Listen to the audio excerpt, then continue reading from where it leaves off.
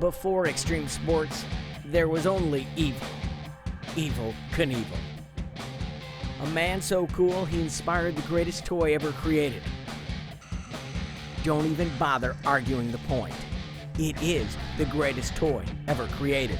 It even says it on the box. Now his legacy is the inspiration for a museum worthy of his name, the Evel Knievel Museum in Topeka, Kansas. He was a daredevil, and he was a showman, and he had that charisma. He jumped over 170 times, which I think people would not realize he actually did that many shows.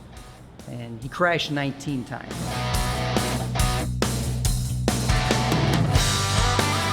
I think the most memorable ones are the ones that he didn't make it. You know, and really, that's what made him famous.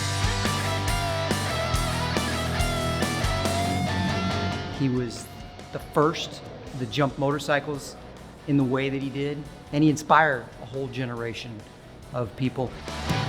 I've been an Evel Knievel fan since I was a teenager, and we used to watch him on TV, ABC Wild World of Sports, and we got an opportunity. I was actually 19 years old, almost 20. We actually got to go to the Snake River Canyon jump, and I got to meet him personally, and you know, it's just always been a fan. I think when people in their 40s, 50s, and 60s now, they look back in their childhoods and they can see people were inspired by Evel Knievel and some of the things that they do.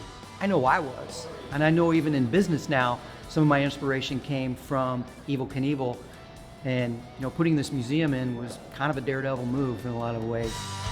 That leap of faith has now given Evel's legions of fans a place to rediscover their hero, and a new generation a chance to marvel at his stunts. We do restorations, and we actually got the opportunity and the honor to restore his Mack Truck. As we were going through that process and working with Latham McKay, the leading collector of Evel Knievel artifacts, came to realize there's no Evel Knievel museum.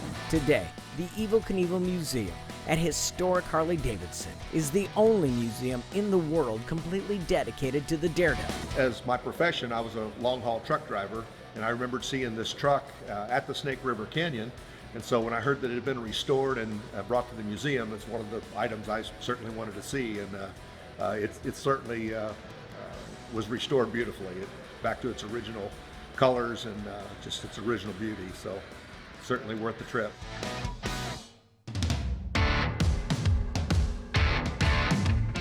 From his leathers, his helmets, motorcycles, of course the Mack Truck, his pickup trucks here, his Cadillac pickup truck. We have an Indy car that he sponsored that raced in the 1977 Indianapolis 500.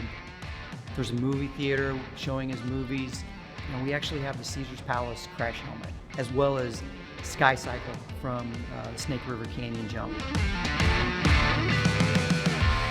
So beyond all of the artifacts, there's interactives, and some of the things that we have is touch screens where you can actually look at his broken bones and exposes his skeleton and shows all the broken bones in his body. But the most talked about interactive is our 4D virtual reality experience, where you actually sit on a motorcycle just like Evel's, and you put on virtual reality goggles and you go for a jump, and it gives you the feeling that you're Evel Knievel. The one question that everybody asks about, though, is if we have the toy, the wind-up toy. Yeah, of course we have the toys. So that's where Evel really made his money, did a lot on the jumps, but the toys were the big thing. And I'm just so thrilled that somebody took the time to get all these things together, put it in one place, so people from my generation can come and see somebody that they idolized when they were kids. Museums like this are so important because it's history. In this case, it's history from the 70s.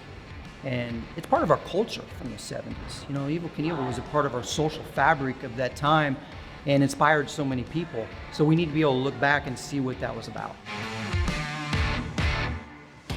One more jump with the greatest action toy of all time. And then I make a leap into a new car via the magic of the internet. Online car shopping with Auto Trader. Up next.